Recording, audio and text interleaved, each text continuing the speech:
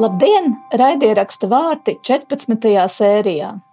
Mans vārds ir Signe Rirdance. Un es esmu Inga Sindī. Arī šajā sezonā mēs turpināsim sarunas ar diasporas ģimenēm un daudzvalodības ekspertiem. Bet mēs esam padomājušas arī par kādu jauninājumu. Pēc intervijas jūs dzirdēsiet rubriku Atklājums. Tajā es, Signei vai Signe man, pastāstīs par kādu savu atklājumu saistībā ar daudzvalodību vai tieši latviešu valodu diasporā. Otra no mums nezina, par ko mēs stāstīsim, tā kā es ceru, ka Signe ir gatava šodienas pārsteigumam. Vārti. Raidieraksts vecākiem, skolotājiem un katram, kurš rūpējas par latviešu valodas uzturēšanu diasporā. Bet vispirms par mūsu šīs dienas tēmu. Dažkārt rodas sajūta, ka publiskajos stāstos par latviešiem un latviešu ģimenēm ārzemēs vērojams tāds teju totāls pozitīvisms. Var rasties iespējas, ka visiem, kas nedzīvo Latvijā, latviskais izdodas bez lielām pūlēm. Izdodas tikt pie bērniem un pat mazbērniem, kas tekoši runā latviski. Izdodas skaisti svinēt visu latvisko pēc kārtas. 18. novembri, 4. maiju un gadskārtu svētkus, kurus dažkārt neesam svinējuši pat Latvijā dzīvojot. Ikdienā izdodas dejot tautas dejas, dziedāt koros, lasīt latviešu grāmatas, sēžam un darinam vai vismaz iegādājamies tautas tērpus. Realitātē ir daudz dažādu situāciju un stāstu, kas arī neizskan publiski. Vai šī publiski svinētā izdošanās citos nerada sajūtu par savu neizdošanos, un vai tā nenosit vēlmi pat mēģināt un pozitīvi vērtēt arī savus it kā salīdzinoši mazos centienus un panākumus? Kā sadzīvot ar to, ja tava situācija neatbilst tai bildei, kādu redzam publiskajā diasporas latviešu tēlā? Pētījumi rāda, ka jau otrajā imigrantu paaudzē apmēram ceturdaļai ģimeņu ar dažādām vecāku valodām neizdodas bērniem nodot savu dzimto valodu. Trešajā paaudzē lielākajai daļai ir minimālas vai pat nav vecvecāku dzimtās valodas prasmju. Ceturtās paaudzes valodas prasmes vispār ir īsts brīnums. Tomēr arī šie cilvēki, kas nerunā latviski, nes sevī latviešu kultūras saknes. Jaunajā vārtu sezonā ceram runāt arī par šādu latviskumu pieredzi. Šodien mūsu sarunas biedre ir Ilze, kas dzimusi Latvijā, bet nu jau ilgi par sevi saka Ilze no Oslo. Labdien, Ilze! Labdien, Signe! Paldies, ka esi piekritusi sarunai ar mums. Un sāksim ar pavisam vienkāršu jautājumu. Varbūt īsi izstāsti, kāda ir tava diasporas latvietes vizītkarte? Jā, tas tāds labs, interesants jautājums, jo es īsti nevarēju tā izdomāt, kurā brīdī man sākās diaspora, jo kurā brīdī es aizbraucu no Latvijas, jo es 90. gadu sākumā mācījos Lietuvā 4 gadus, pēc tam man bija 2 gadi Amerikā, un tad 2000. gadā es ierados Norvēģijā, tā kā es esmu bijis ārpus Latvijas ilgāk nekā es esmu dzīvojis Latvijā, tā teikt. Norvēģijā es pārcēlos, kā jau teicu, pirms gandrīz 26 gadiem, un ļoti tā ātri iemācījos to valodu un apprecējos un dabūju darbu. Un tā arī paliku uz to dzīvošanu te, Oslo. Apprecējies, bet ar to stāsts par ģimeni nebeidzās, tad ir arī bērni. Varbūt var drusku pastāstīt par viņiem, ko viņi dara, kāds ir vecums. Jā, mums ir 2 bērni, gandrīz pieauguši vai pieauguši. Vienam ir 17 un otram ir 22 gadi. Viens ir students un viens ir vidusskolas skolnieks. Un mājā mēs sarunājamies norvēģiski. Jā, paldies par šādu atklātību. Un kā tu raksturot savu bērnu latviešu valodas prasmes? Varbūt gan šobrīd, gan agrāk, vai tādu vispār nav, vai kaut kādas daļējas prasmes? Kāda ir tava sajūta par to? Jā, tā būs tikai mana sajūta. To es uzreiz kā disclaimer varu uzreiz teikt, ka es neesmu konsultējusies ne ar saviem bērniem, kā viņi sev raksturotu, ne arī savu vīru, kas, protams, ir norvēģis, tad tā būs tikai, tas būs mans stāsts par valodu, par mūsu sarunām ģimenē un kā es uz to visu skatos. Bērni brīvi nerunā. Ikdienā mēs nerunājam latviski. Ar radiem Latvijā ir tā, ka viņi saprot un kaut ko atbild, bet pārsvarā ir tā, ka ir vai nu nācies man simultāni tulkot, un tad es tā varu atslēgties un būt tā kā, teiksim, tā tulks, jo tā saruna notiek starp, teiksim, manu mammu un bērniem. Vai arī ir bijis tā, kad agrāk, kad viņi bija mazāk, tad viens otrs jauc tos vārdus kopā un kaut kādā savā veidā komunicēja to latviešu valodu ar radiem Latvijā. Tā kā mans uzskats ir, ka viņiem ir tā valoda ir pasīva, kaut kur viņa ir, bet vide apkārt ir ne latviski runājoša, un līdz ar to tā valoda netiek izmantota. Šeit Norvēģijā, bet mēs Latvijā esam katru vasaru 3 nedēļas. Tad viņi kaut kā nāk atpakaļ, bišķi. Nu jā, un ja tu saki, ka viņi tā kā lika kopā dažādu valodu vārdus, tad, kad viņi bija pavisam maziņi, tad acīm redzot no kaut kurienes viņam šī valoda radās. Varbūt, ka tu vari atgriezties tajā pagātnē, kad viņi bija mazi, un vai jums bija kaut kādas sarunas mājās, kā tad jūs runāsiet, kādā valodā katrs no vecākiem tā kā runās ar bērniem, vai tas tā kaut kā organiski notika pats no sevis? Organiski nekas pats no sevis nenotika. Kaut kādi lēmumi jau tika pieņemti. Bet jāsāk ar to, ka es pati vienmēr esmu mīlējusi valodas. Man ir paticis mācīties valodas, un man ir valodas uzrunājušas kā sakaru līdzeklis, lai es uzzinātu pati, kas notiek man apkārt. Līdz ar to man valodas, tā teikt, ir patikušas un ir padavušās. Un tas droši vien ir kaut kādā veidā arī ietekmējis, kā es skatos vispār uz valodu apguvi. Jo aizbraucot, kad es minēju, ka es aizbraucu mācīties uz Lietuvu, es nevienu vārdu lietuviski nesapratu, nemācēju. Nokļūstot tajā vidē, pēc kaut kāda laika tā valoda parādījās, atnāca vienkārši, kā teikt. Protams, ka klausoties, lasot tekstus, atkārtojot tos pašus un tā tālāk. Līdz ar to tas viss tā mana personiskā pieredze ir kaut kādā veidā ietekmējusi, kā tas mums notika ģimenē. Es pārcēlos uz Norvēģiju, sāku mācīties to valodu, jo es gribēju zināt, kas man notiek apkārt. Ļoti aktīvi klausījos, lasīju un tā tālāk. Un tas notika pirms mums piedzima bērni, parādījās piedzima.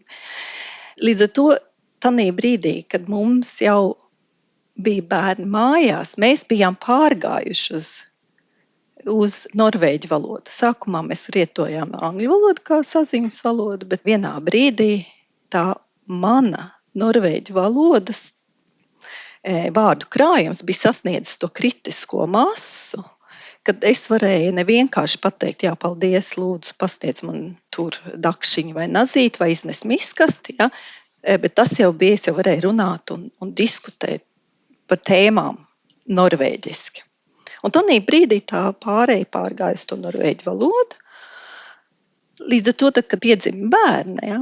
Sākumā jau ir vienkārši runāt latviski, ja tas otrs man vīrs norvēģis nav klāt, tad tā latviešu valoda pats sev sākumā bija vienkārši, jo bērns it kā atbild ar to savu ūināšanu un ucinās, un tad ir tā saruna tāda bezmaz vai monologs manējais. Tanī brīdī, kad parādījās tie vārdi atpakaļ, man personīgi bija grūti atbildēt latviski, ja tie vārdi atpakaļ nāca norvēģu valodā. Es zinu, ka tas ir, ka to iesaka, tev ir jākonkrēti, jāturpina tā latviešu valoda. Manas smadzenes to vienkārši, man nesanāca vienkārši tā. tā teikt, tā runāšana. Un līdz ar to kaut kurā brīdī, kad tie teikumi tiem bērniem jau bija pilni norvēģiski, kas jau, protams, parādās, tad, kad viņi sāk bērndārzā iet, ja?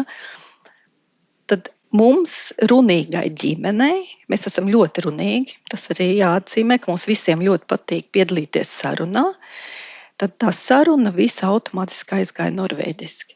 Jo man vienā brīdī tad bija jāizlem, vai es būšu simultānais tulks tiem, kas nesaprot to sarunu un atslēdz to savējo piedalīšanos aktīvu, teiksim, prom, vai arī es piedalos sarunā. Un tā kā man tā valoda, man liekas, ka valoda mani vienmēr nozīmējusi tos iespēju izteikt savas domas, ka tas ir svarīgāks nekā kādā valodā tas notiek. Ja?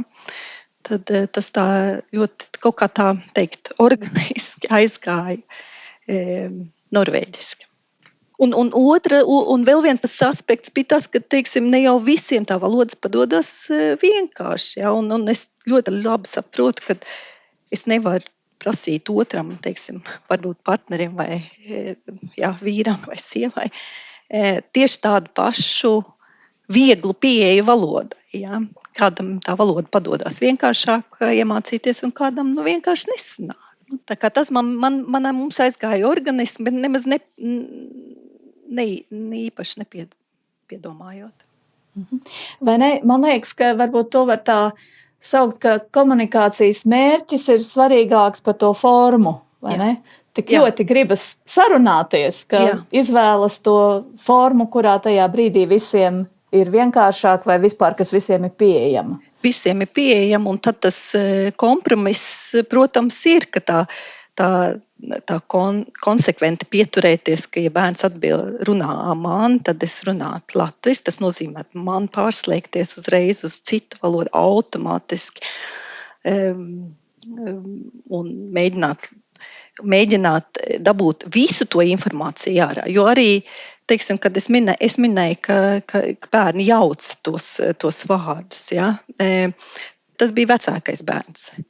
Jaunākajam bija tā, ka viņam vajadzēja visus vārdus pareizi, uzreiz. Un ja viņam nav tā visa pilnā teikuma, izvēle bija neteikt neko. Arī tādī norvēģu pamatvalodā, vai ne? Tādī brīdī, kad bija pilnais teikums, aizgāja viss, ja pietrūkst vārdu, es labāk paklusēju. Un tā arī ir tas tāds interesants novērojums. Ja, ir ne visi bērni jauc vārdus. Mūsu ģimenē tā bija tikai vecākais. Varēja ielikt un nedomāt, vai tas ir norvēģu vārds vai latviešu. Galvenais ir, ka pateikt. Tā. Jā, cilvēki ir dažādi un arī mūsu bērni ir dažādi un to laikam ir jārespektē. Jā. Es runāju latviski. Es arī runāju latviski. Vārti – raidieraksts par latviešu valodu diasporā. Tad es gribu tev vaicāt, vai tu esi kādreiz izjutusi tādu kā nosodījumu par to, ka tu runā ar bērniem norvēģiski, protams, tad no latviešu auditorijas attiecīgi. Vai ka tu varbūt neesi pareizā veidā latviska vai pietiekami latviska? Es neteiktu, ka tas ir kaut kāds nosodījums, kad ir bijuši komentāri. Vai mēs nerunājam. Vai vairāk bijis komentāri, vai viņi tev nesaprot. Ja? Nevis vairāk nosodījums man, bet kaut kā tā, ka arī tas, kāpēc viņi to nevar, ja? Vai neprot. Bet ne nosodījums, vienkārši kā komentāri, uz kuriem es, varbūt tā ir. Varētu būt labāk, bet tā ir. Jā. Un vai jūs mēģinājāt arī iet uz latviešu sestdienas skoliņām vai kādu citu papildu iespēju apgūt valodu? Jā, tas tāds arī interesants jautājums. Tas skoliņas jau, protams, ir ārpus skolas pasākumi, jā. Vai tā kā bērndārzā tas ir ārpus, tas ir sestdienas, svētdienas. Un ar vecāko mēs gājām uz latviešu skoliņu, un tas gāja ok, labi. līdz vecumam, kad ir jau skolas vecums un sāk parādīties savas intereses, un savi pulciņi un savas nodarbības. Un tie pulciņi, tad tā pašas izvēlētā interese bija futbols. Un spēles notika sestdienās. Un tas nesaskanēja ar latviešu pulciņiem, latviešu valodas pulciņi. Ja. Un tad ir atkal tā dilemma, vai ne? Iet uz skoliņu vai spēlēt futbolu. Vai ne? Un kurā brīdī ir, kas ir svarīgāks? Protams, un tā diskusija. Līdz ar to tas tā kaut kā savā veidā bezmaz vai atrisinājās pats no sevis, kad futbola mačs tanī brīdī bija svarīgāk. Un es jau dzirdu visus komentārus, kā tā var, vai ne? Neizvēlēties latviešu valodu. Bet kaut kādā ziņā jau to droši vien arī izvēlējās pati meita. Jā. Viņai tas futbols bija droši vien kas svarīgāks. Jā, un arī no tās, teiksim tā, savas bērnības pieredzes, ja, kas ir bijis tavs interesi, kas ir bijis tava interese, kur tu negribi pazaudēt, ja, un cik ļoti tu gribi iet uz to dziedāšanu vai dejošanu, un cik tev ļoti svarīgi ir pat ne jau daudz, cik tie cilvēki, tie bērni citi apkārt, bet pati tā nodarbe, cik tev ir svarīgi, lai tu varētu izpausties, ja. Un šī brīdī viņiem tas bija futbols. Tā kā. Jā, kas bija tava bērnības nodarbošanās? Dejošana. Un man neviens bērns nedzied un nedejo. Un mēs arī sēnes nelasam, kas ir latviešiem raksturīgi.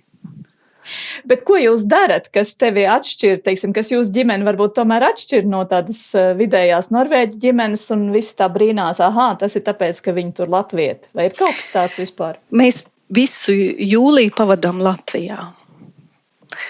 Un Latvija ir ģimene, un tālāk jau tā visa sabiedrība arī, bet pārsvarā ir ģimene. Un to norvēģiem, man liekas, vidējiem norvēģiem ir grūti saprast, kā var 3 nedēļas tusēt ar ģimeni, tad, kad ir vasara, un nevis braukt atpūsties tur uz vienu vietu, uz otru vietu, vēl paspēt ieskriet pie vecvecākiem un sakombinēt visu pārējo. Mēs braucam uz Latviju. Un tad mēs ēdam visas garšīgās babiņas kotletes un rosolus, un tā mums ir jūrmala un meži un pastaigas un pilsēta un viss. Un tavs dzīves biedrs pret to neiebilst par spīti tam, ka viņš ir norvēģis? Nē, un tas ir, teiksim, ar to es varu tiešām, man ir liels prieks, ka tas ir, kas par to nekad nav bijis diskusija. Un ar to, pat arī to, ka viņš nevarētu teikt, saprot, kas notiek apkārt. Viņš vienmēr visas 3 nedēļas ir bijis kopā ar mums un atradis savas intereses un gājis un meklējis un piedalījies, teiksim, apkārtējā dzīvē ar to minimālo latviešu valodas zināšanu, kādu viņam ir. Viņš ir gājis kursos, bet, kā ir, tā ir. Bet 3 nedēļas reizi gadā nemaz nav maz. Nav maz. Un atkal tas, protams, ir tavs stāsts par saviem bērniem, bet kā tu pašlaik raksturotu, cik viņiem ir nozīmīga vai stipra šī saikne ar Latviju un ar ģimeni Latvijā? Es domāju, ka viņiem ir ļoti stipra saikne ar Latviju. Viņi uzskata, ka viņi pa pusē latvieši. Mans tāds, no mana viedokļa, ka tur nav nemaz 2 jautājumu, 2 šaubu, kas viņi ir. Ja? Un ja viņiem būs tāda iespēja braukt mācīties, vai nevis iespēja, bet arī vēlēšanās pārcelties uz Latviju, es domāju, ka viņi to uzskatīs kā pilnīgi dabisku lietu, mācīties to latviešu valodu kaut kur kursos, kur tā autoritatīvi kāds pasniedzējs to tā kārtīgi iemāc to gramatiku, un tad var trenēties uz radiņiem to izrunu un tā tālāk. Bet, jā, viņi pieder Latvijai. Tā kā nav tā, kā mēs kādreiz gribam teikt, viņš jau nemāk to latviešu valodu, tad gandrīz viņš liekas, ka viņš ir zudis Latvijai. Tā jūs nejūtaties? Nē. Es domāju, ka kā tā var teikt.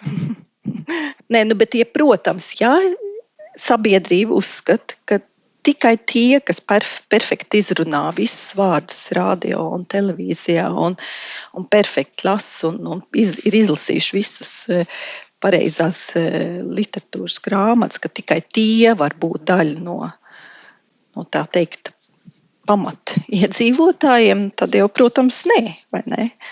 Bet mans uzskats tāds nav. Es domāju, ka mēs visi ar savām dažādajām izrunām, izloksnēm, saviem vietējām piedarībām, dažādām ģimenēm, jauktajām, nejauktajām un tā tālāk. Visi mēs esam piederīgi Latvijai, ja mēs to Latviju izjūtam vienā vai otrā veidā, vai ne?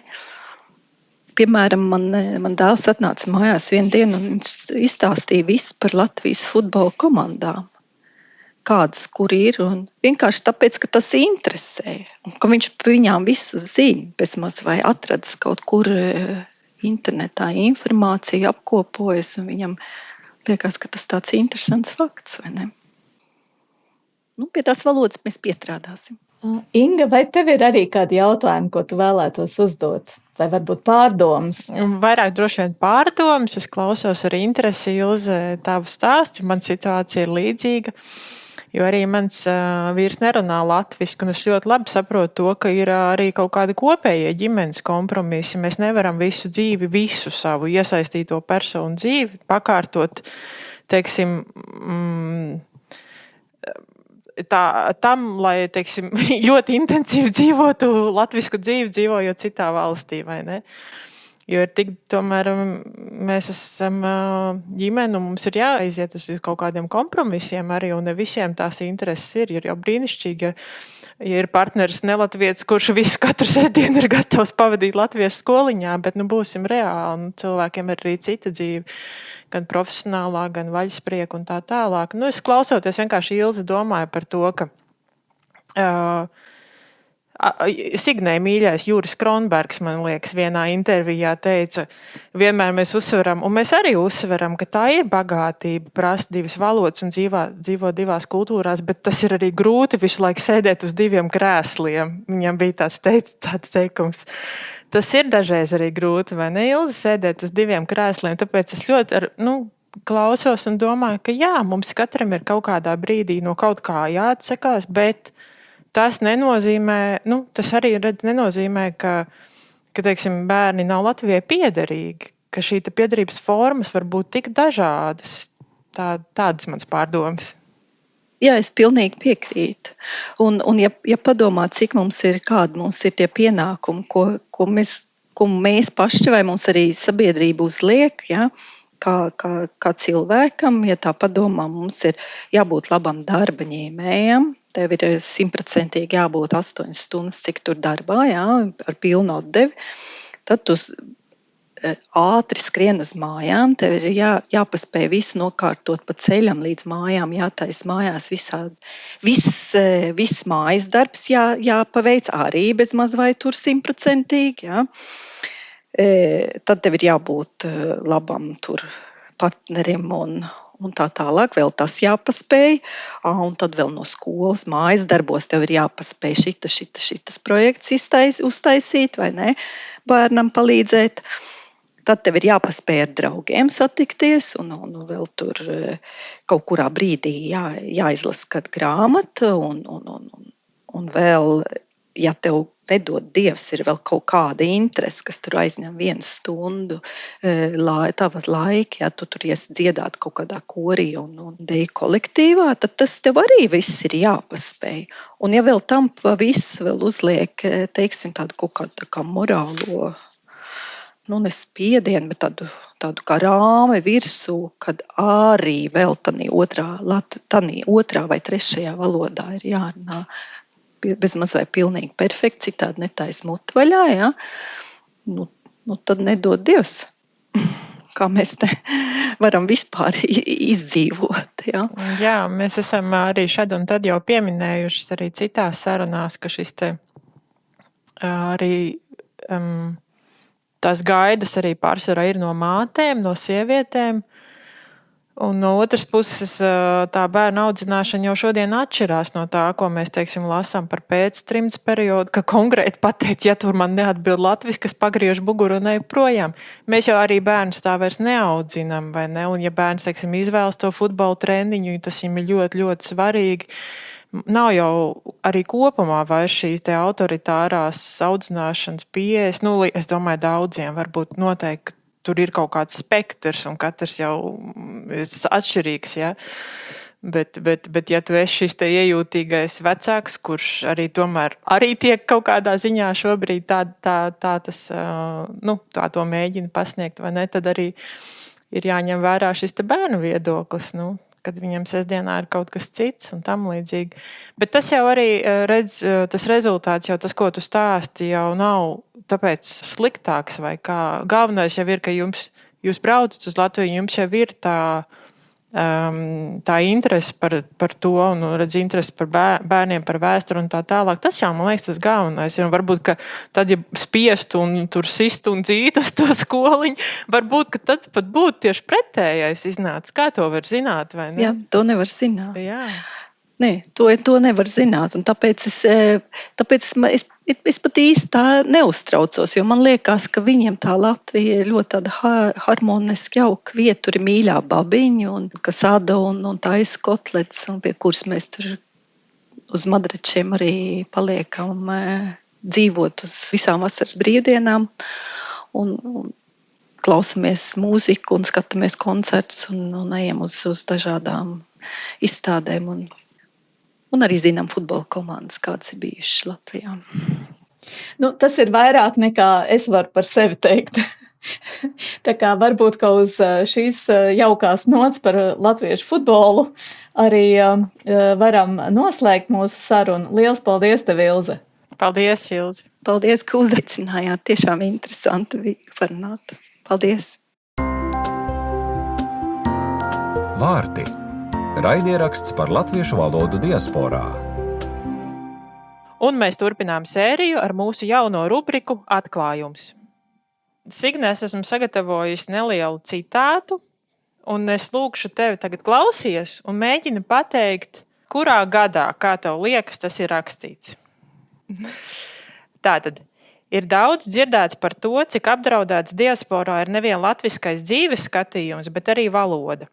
Atskan bažīgas balsis par jauno paudzi, kas vairs nespēja brīvi izteikt domas savā dzimtajā valodā. Un laiku pa laikam dzirdēt arī jūsmīgi vārdi sargāt mūsu valodu latvisku un skaidru.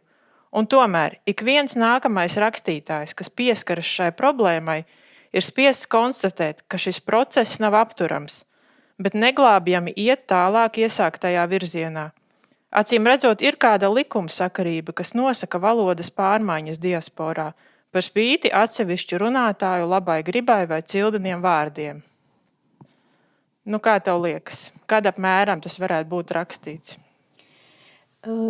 Jā, sazini, tas varētu būt rakstīts šogad vai pagājušo gadu, vai ne? Jo tādas teiksim,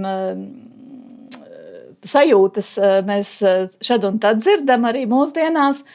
Un mani, protams, bažīgu dara vārda diaspora lietojums, jo to jau gan mēs esam kaut kad nesen sākuši lietot. Bet sazini, es tomēr sliekšos arī uz kaut ko pavisam senu, jo man liekas, ka tā ir tāda cikliskas bažas, kas iespējams, ka tomēr varētu būt radušās arī jau 70.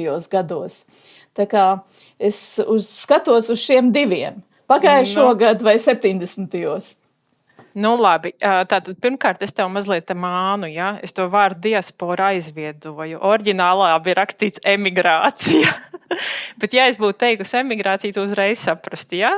Es jau gribēju izcelt to domu, nenodot uzreiz, vai ne?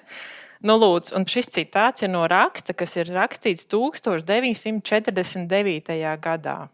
Iedomājies? 49. Jā. Nu, lūk. Un saka, kur tu šobrīd sēdi? Šobrīd es atrodos Stokholmas Universitātē Baltu katedrā. Nu, lūk, šī raksta autore ir Velta Rūķa-Draviņa.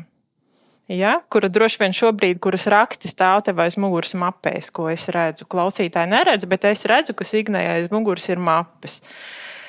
Šodien tavs pārsteigums, tā teikt, ir Velta Rūķa-Draviņa, kuras domas un raksti ir tieši tev aiz muguras, bet es gribu mazliet izcelt šo te personību tieši tāpēc, ka tas, ko viņa rakstījusi, ir tik ļoti aktuāls arī mums, un es jau esmu to citreiz, man liekas, pieminējusi, ka tā ir paudze, kas izceļoja pieaugušā vecumā no Latvijas. Velta Rūķa-Draviņa ir valodniece, viņa dzimusi 1917. gadā, un bēga no Latvijas 1944. Tātad viņai vēl nebija 30 gadu, kad viņa devās uz Zviedriju.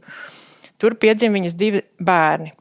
Un viņas bērnu situācija tātad ir savā ziņā salīdzināma ar to, kas ir mūsu paudžu situācija, kas šobrīdējie tie emigranti, kas ir izceļojuši sākot no 2009. 10. gada vairāk, un kuriem bērni dzimsta vai arī ļoti mazā vecumā ir izbraukuši no Latvijas. Un tāpēc tas viņas rakstītais ir tik aktuāls mums.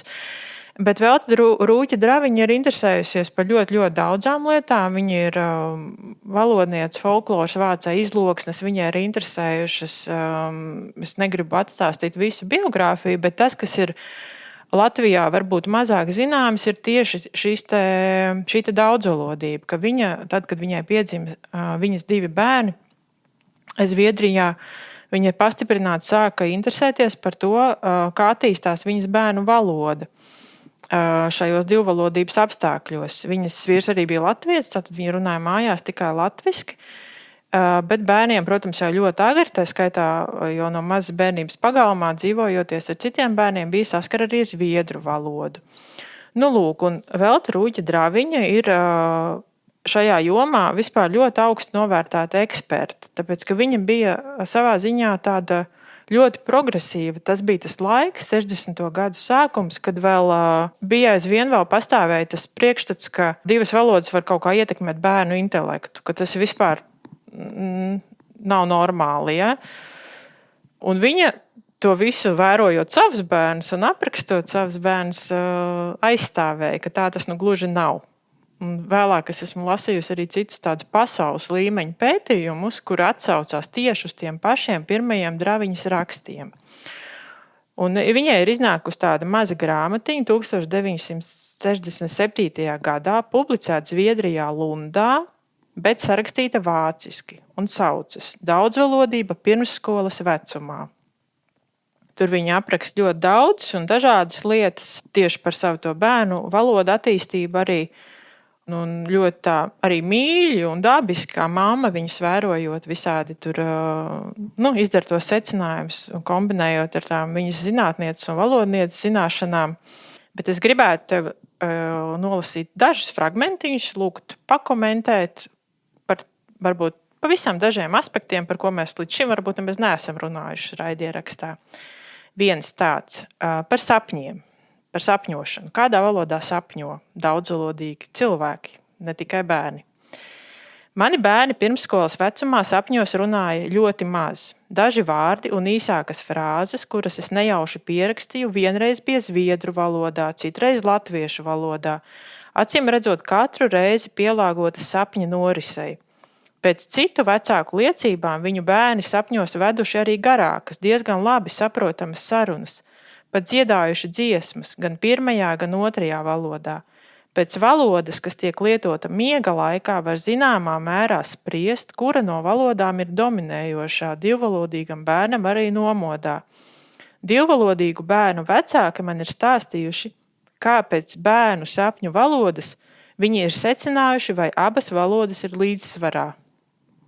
Redz, par sapņiem, kādā valodā sapņo tu, Signe, vai kādā valodā ir runājuši kādreiz sapņos tavi bērni? Kā tev liekas? Vispirms es gribu pateikt, ka šis bija lielisks atklājums vai pārsteigums, jo Velta Rūķa-Draviņa patiešām man ļoti, ļoti gribētos godināt vairāk, nekā mēs to darām, un atcerēties, ne tikai godināt. Arī tāpēc, ka nākamgad būs viņas 110. jubileja. To mums noteikti ir arī šajā raidierakstā kādā veidā jāievēro. Un tas, ko viņa ir darījusi ļoti, ļoti agrīnā periodā, kad gandrīz neviens to nepētīja un vienkārši norakstīja šo te daudzvalodību kā kaut ko pat sliktu, tas ir apbrīnojami, ka viņa pati droši vien arī no savas pieredzes un no savas tādas valodnieces vīzijas viņa saprata, ka tā ir lieta, ko pirmkārt vispār var pētīt un ka tas ir pozitīvi. Bet atgriežoties pie sapņiem, te, protams, nevar necitēt vēl vienu Zviedrijas latvieti, un tas ir Juris Kronbergs, un faktiski, ja es padomāju pati par savu pieredzi, pilnīgi noteikti, es sapņoju tēlos. Es nevaru uzlikt pirkstu uz tā sava sapņa un pateikt, kādā valodā tas ir noticis. Un patiesībā arī tieši no saviem bērniem esmu dzirdējusi to pašu, ka viņu sapņi ir vairāk tēli, nevis konkrēta valoda. Un arī varbūt tā sapņa izpausme pēc tam arī kādreiz iespaido, ka liekas, ja es to sapni stāstu latviski, varbūt, ka tad es esmu latviski sapņojis. Varbūt, ka tā būtu tāda mana hipotēze par to, kas tur īstenībā notiek. Es arī, man liekas, nesapņoju konkrēti vienā valodā. Es tā neatceros tādas sarunas, kaut man ļoti dzīvīgi sapņi, bet tur nav sarunas, tur vairāk ir bildes un tēli. Bet es esmu dzirdējusi savus bērnus sapņos runājam. Un starp citu, tieši vakar naktī es dzirdēju, ka man jaunākais bērns runā un latviski. Un es nezinu, kāpēc, bet man tas ļoti patīk. Es saku, tā tad kaut kāda iekšējā dzīve notiek arī latviski, jā? Kaut arī tā otra valoda ikdienā ieņem aizvien vairāk un vairāk laika, tā ir ar skolu un visu kaut ko citu.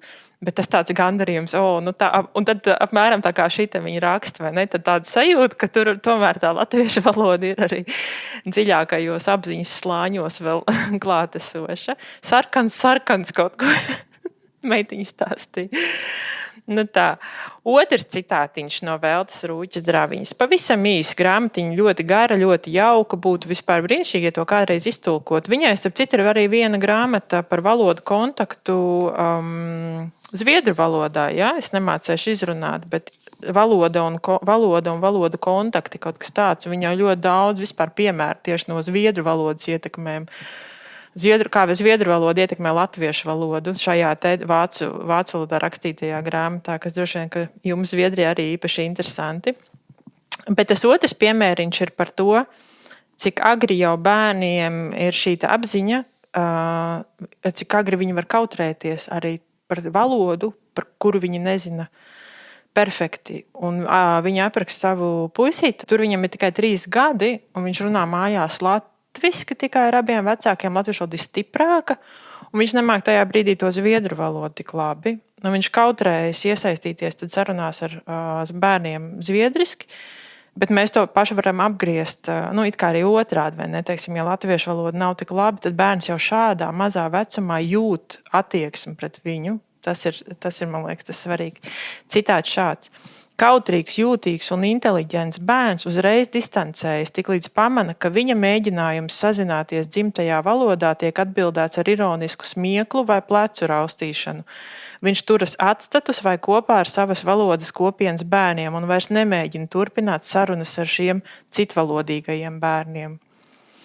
Jā, to mēs arī dzirdējām sarunā ar Ilzi. Šī te bērna piemērs, kurš nerunā, kamēr nespēja izteikties perfekti, un to jau mēs arī daudzi pieaugušie esam paņēmuši līdz dzīvē tālāk, ka mēs nevaram tajā svešvalodā neko pateikt, jo mēs apzināmies, ka tas būs, teiksim, varbūt ar kļūdām vai ar akcentu, un ir ļoti grūti to barjeru pārvarēt. Tāpēc tas, ko uzsver arī Rūķa Draviņa, šī te labvēlīgā attieksme, kas ir absolūti nepieciešama, tad, jo vairāk varbūt liekas, viņam valoda ir nepilnvērtīga, nepilnīga, jo vairāk mēs varam atbalstīt šos mēģinājumus izteikties, jo labāk tā valoda kļūs. Tieši tā, jā. Nu, un pēdējais ir patiesībā, es gribēju, lai ieskanās arī viņas pašas balss. Nav nedz vainas, nedz arī kāds trūkums gaidāms, ja tādas paralēli iepazīst cilvēku attiecībā ar vairākām valodām. Jo toreiz, kad es publicēju savus pirmos rakstus par divvalodību, kad mēs šeit arī latviešu ģimenēs joprojām runājam ar bērniem latviski, tad es saņēmu nebeidzams brīdinājums un pat gandrīz vai ironiskas piezīmes gan no zviedru ārstiem, gan arī no zviedru kolēģiem, ka tam līdzīga metode varbūt esot piemērot maniem pārapdāvinātiem bērniem, bet nevis kādam normālam zviedru bērnām, un ka tas vispār esot nenormāls stāvoklis, ja ģimene runā vienu valodu, nedomā par bērnu nākotni. Tagad pretim tie paši man toreizie zviedru kolēģi atkārtot un drīz vai vārdu vārdā tās pašas domas un tos pašas teikums, kas toreiz tika kritizēti. Jā, viņi to stāsta sarunā Solvitei Miezītei 1990. gados, kur viņa jautā, ko viņa uzskata par savu lielāko zinātnisko sasniegumu. Un viņa uzsver tieši to, jā, šo viņas pienesumu bērnu valodas, bērnu daudzvalodības pētniecībā. Paldies, Inga. Šis arī man patiešām ir atklājums. Jo mēs pazīstam varbūt viņu vairāk kā mūsu katedras iedibinātāju, un viņa ir ļoti, ļoti daudz darījusi vispār latviešu kopienas labā un piesaistījusi daudzus, kas šeit ir braukuši studēt uz Stokholmu, bet tieši šī attieksmes maiņa Zviedrijas sabiedrībā visticamāk tiešām ir milzīgs viņas nopelns. Jā. Labi. Tas arī bija mans pārsteigums tev, Signe. Es gribēju vienkārši atcerēties, ka tā tēma ir aktuāla visādos laikos, vai ne? Un ir lietas, kas nemainās, bet ir tomēr lietas, kas mainās. Un tā ir tieši šīs sabiedrības attieksme, izpratne un tā tālāk. Tagad ir Stokholmas Universitātē vesels institūts, kas nodarbojas ar daudzvalodības pētniecību, un kur ir tieši šī ir viņu viena no galvenajām tēzēm arī, un kas tiek pētīta pamatīgi, bet mēs jau vienmēr reducējam visu uz latviešiem, bet tas jau nav tikai par latviešiem. Būtībā tad var teikt, ka viņi bija viena no pionieriem, kas panāca, lai visas minoritātes Zviedrijā varētu mācīties savu tā saucamo mājas valodu. Zviedrijā ir ļoti, ļoti izteikti atšķirībā no daudzām citām valstīm, ka tas ir iespējams. Kā es teicu, sākumā viņi pēc tam tiek ļoti daudz citēti arī tajos pēc tam 70. 80. gados, jo viņi bija apmēram 10 gadus iepriekš jau tūplānā to savus bērnus novērojis un izpētījis 10 gadu garumā, pierakstījusi. Un tā kā tas tiešām ļoti jāizceļ vienkārši un jāatceras, ka ir tādi cilvēki bijuši, un tad, kad vēl neko par to nezināja, un viņi veda savus bērnus pie ārsta, viņai teica, tas nav normāli, ko jūs darat, ja?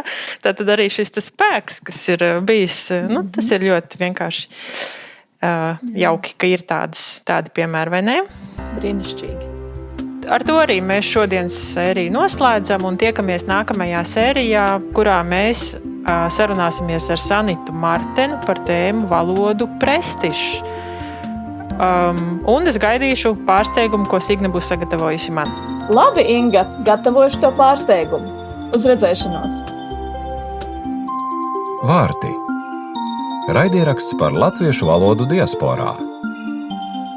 Par finansiālu atbalstu raidieraksta tapšanai mēs pateicamies Latviešu valodas aģentūrai un Amerikas Latviešu apvienībai.